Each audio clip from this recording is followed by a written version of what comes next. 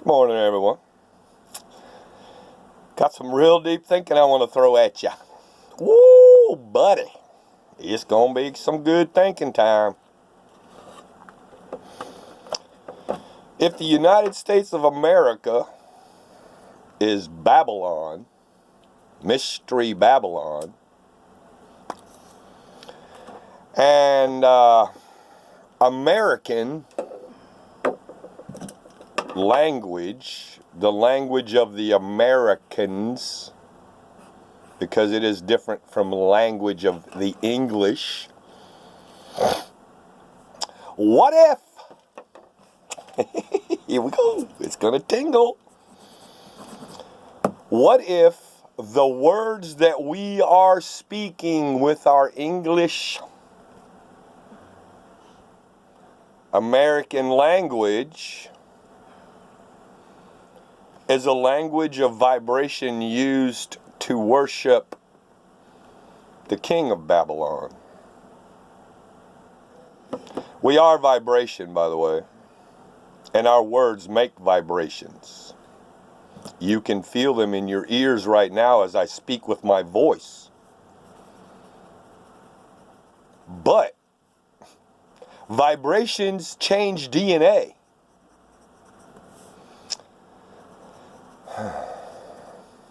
What if the English language, what if the American language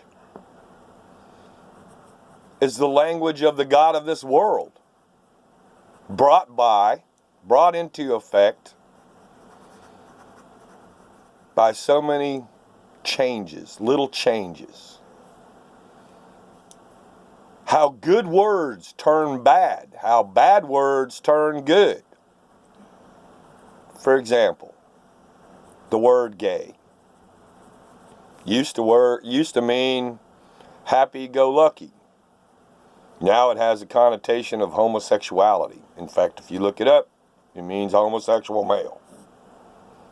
What? Where did it change there?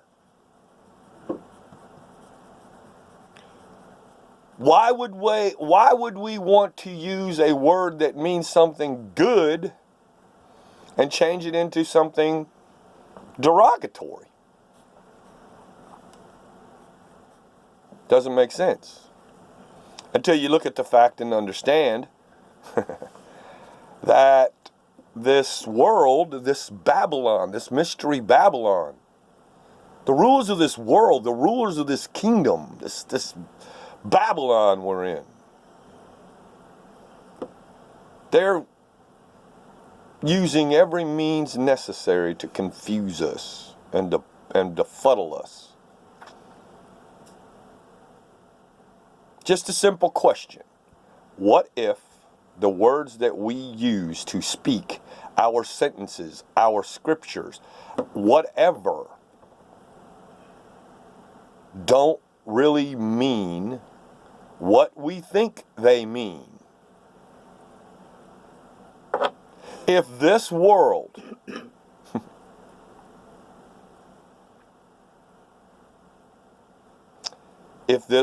is both good cop, bad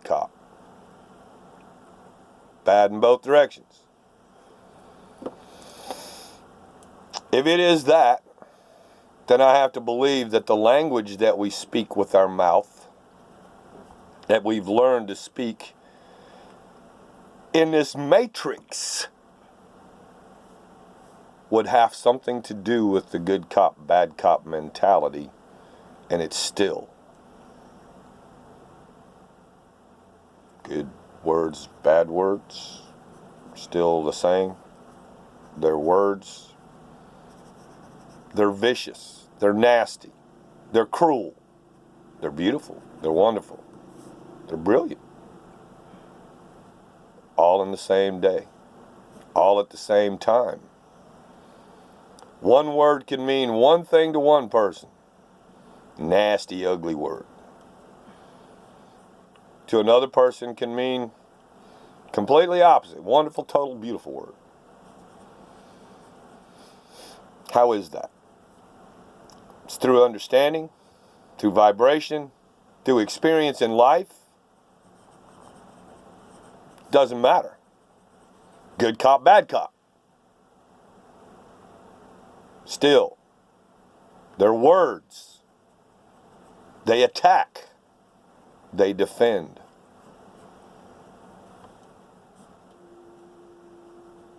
The meanings of words, the understandings of words come into play through the people. How many times has the languages been changed to where we truly don't know what we're saying? We just know what we've been taught that we're saying. My wife wants me to bring into the question of intent. And that's where we get our understanding.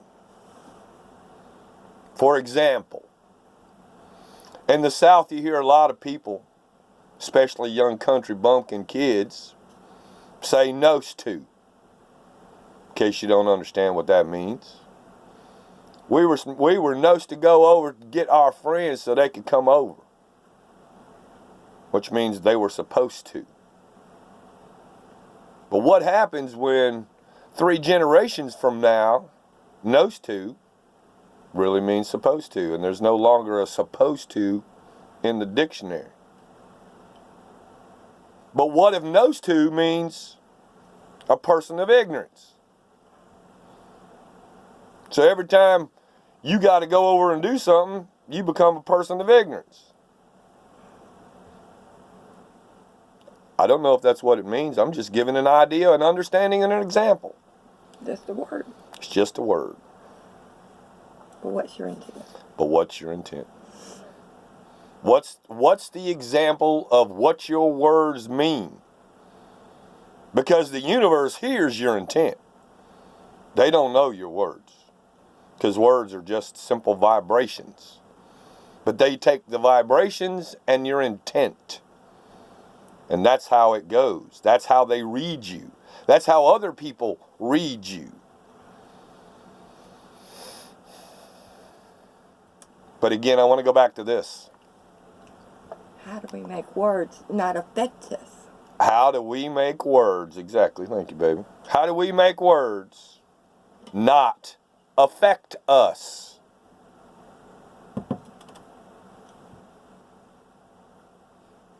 Before you can understand how a word affects you, or once you see that a word affects you, go look the word up. Go find the deeper meaning of the word. Go look at the possibility of that word meaning opposite of what you think it means. Possible means. So that you can learn a little bit about yourself. Because sometimes you'll find out that words, though intrusive to you, are actually praising you, are actually building you up, not putting you down. I've come to the understanding here lately, through looking at words and the descriptions that the words have received in the newer translations. But then I go back and I look at the root of the word. Where did this word come from? And then when you find out where this word come from, you find it doesn't mean nothing that you think it means.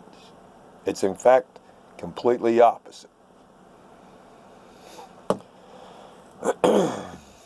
This goes into the same understanding that there is a God in the Bible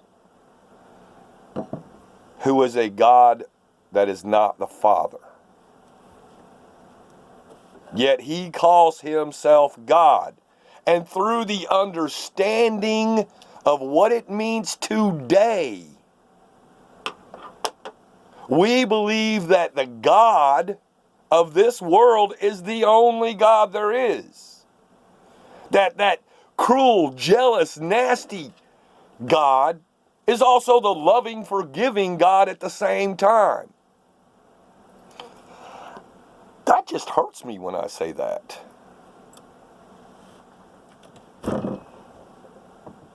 The Father is complete, unconditional love.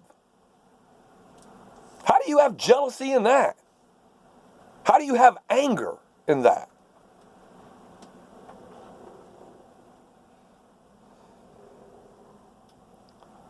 Look at the meanings of the words that anger you, that set you back on your heels. Stop for a minute. Contemplate what somebody has said to you. If it has upset you, good cop, bad cop. Look at the idea and the mentality. What are you thinking? What's the intent in the person's heart? If I tell you, I love you, does it look like my intention meant that I loved you? But if I say, I love you, then you understand what my intent is simply by feeling what I'm saying. But again, how about the word love? Sounds good. Feels good. I said the word love at 11:11. Thank you. How does it make you feel when you hear that word? What if that word is a word used by Satan to give you an emotion that's not true? Because when you think of love, most of you, I know I do, when you think of love, you can only think of love in a physical manner. You can only think of, and I'm not talking about sexual, I'm talking about physical, holding somebody, loving somebody, touching somebody, being around somebody. But loving somebody's more than that. It's giving your whole life away for that person. It's understanding that they're more important than you are. Their life, their love, their happiness is more important than you are.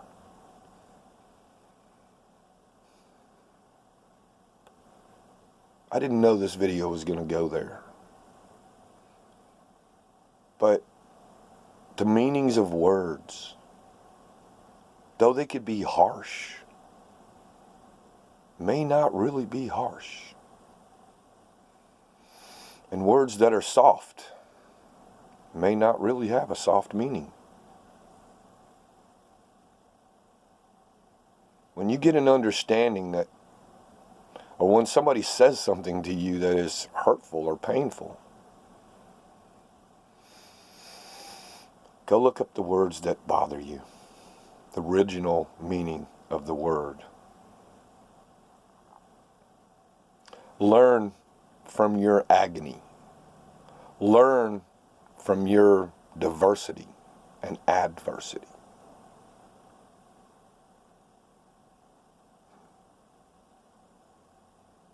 Interesting.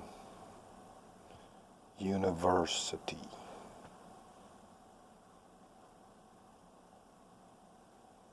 Universe city. What? Universe city. See? Again, government. What does government mean? Mind control.